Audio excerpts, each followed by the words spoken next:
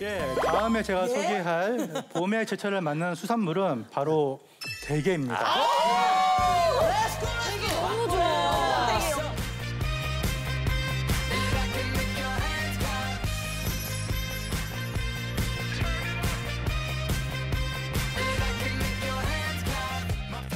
대게를 봄에 먹었나? 원래 겨울인데? 거의 어지간한 해산물이 제철이잖아요. 대게도 겨울이겠지. 근데 반은 맞고 반은 틀린 게 사실 겨울에 나오는 대게는 러시아산이 많아요. 그래서 러시아산은 사실 연중 들어오기 때문에 언제 드셔도 되고 제가 지금부터 말씀드리는 것은 국산 대게. 이게 봄으로 가면 갈수록 살이 많이 찝니다. 겨울이 아니고. 그렇죠. 겨울 제철이 아니고. 겨울에는 오히려 시장에 많이 안 풀려요. 그런데 지금이죠. 한 2월부터 5월로 갈수록 살이 더 찌는데 그래요? 모든 대게가 그런 건 아니지만 대체적으로 살이 좀 많이 찌는 게 이제 지금부터라고 할 수 있죠. 그래서 제가 이제 싱싱한 대게를 어떻게 고르는지 그것도 좀 알려드릴게요. 감사합니다. 지금 보시는 사진이 둘 다 대게입니다. 근데 이제 원산지랑 사는 해역에 따라서 보시다시피 굉장히 많이 다르게 느껴지죠. 부드러운 애가 러시아고 옆에 게 네. 한국이다. 이쪽이 한국, 네. 반대입니다. 오른쪽이 한국. 완장창게. 오른쪽이 한국. 저 왼쪽이? 완장창거는 영덕대게 그 박달대게라고 예, 뭐 크고 10년 이상 산 거 있죠. 그런 것들을 저 완장 채워서 파는 거고 지금 왼쪽으로 보시는 것은 러시아산 이제 보통 스노우크랩이라고 하는데 대게입니다. 시꺼멓잖아 벌써. 처음 봐서. 근데 잘 보시면 오른쪽에 부산대게를 보면은 저 노란색 화살표가 가리키는 저 까만 알갱이 저거 뭘까요? 알? 눈? 알입니다. 알이에요? 근데 무슨 알일까요? 지가 자기네 알이지. 딴 무슨 알이야? 붙어 있어. 저거는 바로 바닥 거머리 알입니다. 거머 저 껍질만 하면 큰일 나겠네. 근데 이 거머리가 솔직히 저 게딱지를 뚫고 들어가서 기생하는 게 아니냐 이런 오해를 샀는데 저 딱딱한 게딱지를 뚫고 들어갈 수는 없고 거머리는 그냥 태어나서 자기 갈 길을 갑니다. 근데 거머리도 종족 번식을 하기 위해서 보통 갯바위에 알을 붙이는데 갯바위가 없는 모래로만 이루어진 해역에 사는 대게는 붙일 데가 없으니까 대게 껍데기에 붙이는 거예요. 근데 이렇게 뭐 거머리 알이 됐든 뭐 다른 부착 생물이 됐든 하여간 뭔가 껍데기에 지저분하게 많이 붙어 있는 것일수록 게를 열어보면 살이 가득 찼을 확률이 높아요. 껍질을 봤어. 많이 붙어 있는 놈. 반전이다, 반전이야. 보이듯이. 보통 대게가 1년에 한 번 정도 탈피를 합니다. 얘네들이 탈피라는 게 허물을 벗는 거예요. 그리고 새 옷을 갈아입죠. 그렇게 함으로써 성장해 나가는데 대게가 가장 맛있을 때는 탈피하기 직전. 그리고 대게가 가장 맛이 없을 때는 탈피한 직후.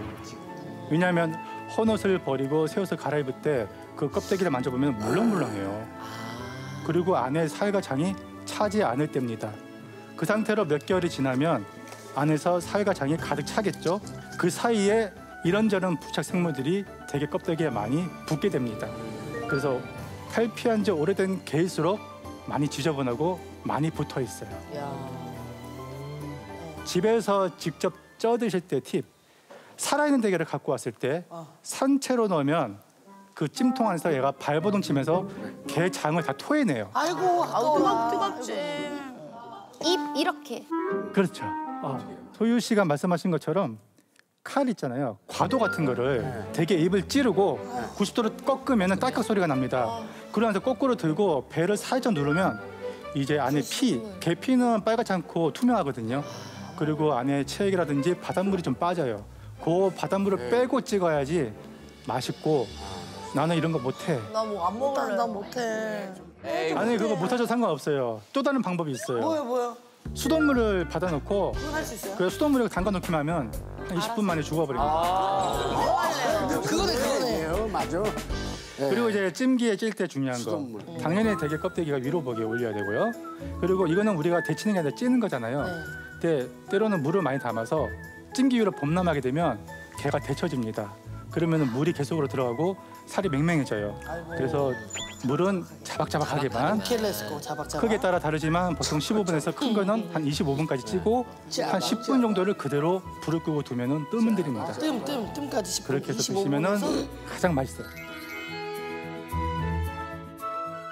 궁금한 게 대게 회를 진짜 좋아하거든요. 대게 회? 네. 어디서 먹어? 다리? 그래서 그걸 집에 살 수 있는 방법이 있나요? 손질을 잘해야 돼요. 게 껍데기를 사실은 이거를 살아있는 채로 생물 상태로 껍데기를 벗기면 껍데기에 게살이 붙어 있습니다. 그러면은 뭐 이제 숟가락으로 이렇게 긁어내야 되는데 그게 싫으신 분들은 한번 얼리세요. 올려서. 예, 한번 얼리고 나서 껍데기를 벗기면 잘 벗겨집니다. 오케이. 선생님. 다음. 세 번째 마지막입니다. 자, 이제 봄 되면은 이제 행락객들이 증가하고 서해면 남해면 많이 나들이 가실 텐데 그랬을 때 일단 서해안 일대를 여행하신다면 참소라와 삐뚤이 소라를 추천합니다. 소라. 나 어제 소라 먹었어. 참소라, 삐뚤이 소라 물론 회도 맛있는데요.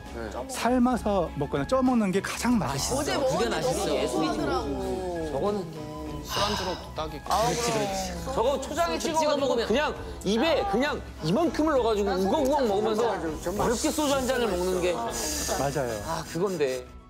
그리고 또 하나 남해안, 제주도 일대 좀 따뜻한 남부지방으로 가실 때는 뿔소라를 추천합니다.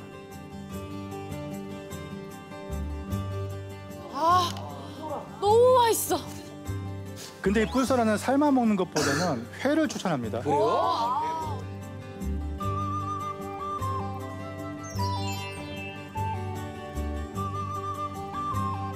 일단은 이 뿔소라를 제가 회로 추천하는 이유가 맛인데요, 결국에는. 요거 드셔보신 분들 아시겠지만 흡사 전복회랑 비슷하거든요. 그렇죠. 그리고 이 뿔소라가 해조류를 많이 갉아먹고 사는 만큼 이 살에 은은한 해초향이 배어 있는데 이게 흔히 말하는 바다향. 그것도 굉장히 좋습니다. 제가 마라도 갔었을 때 예. 직접 잡자마자 해주셔가지고 제가 깨가지고 먹었거든요. 와, 그거는 진짜 잊을 수 없는 맛. 아니 진짜 가만 보면은 허영만 선생님보다 더 돌아다니시는 것 같은데? 생각해보니까 아니 거의 식객이신데 거의? 자, 지금까지 제가 입에 침이 고이는 제철 해산물 얘기를 해봤는데 보통 수산물 하면 그래도 우리 생선회가 빠질 수가 없잖아요. 예. 근데 당장 내 눈앞에 있는 생선회가 어떤 종류인지 어떤 맛을 가지고 있는지 사실 제대로 알지 못하고 드시는 분들이 많습니다. 그래서 제가 지금부터 하고 싶은 얘기가 바로 우리는 생선회를 무슨 맛으로 먹는가입니다.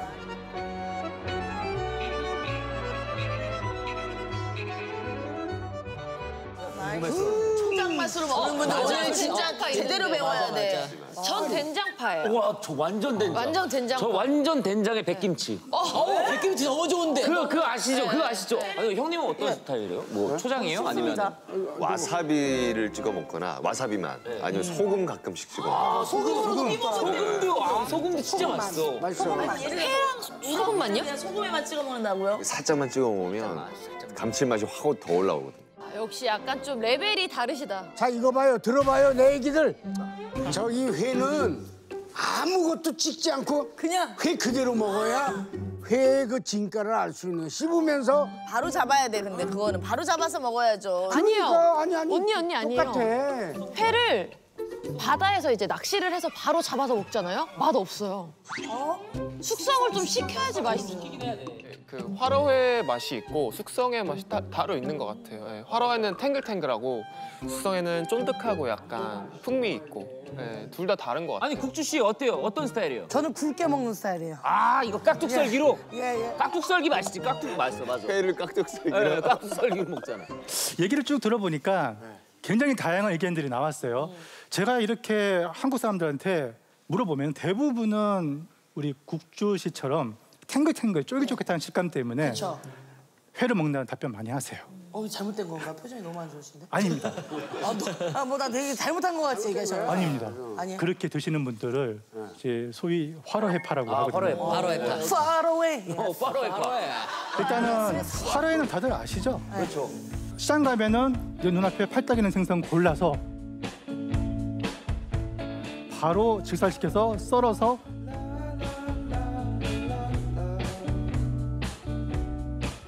최소 아무리 늦어도 1시간 이내에 먹는 그 회를 화로회라고 합니다.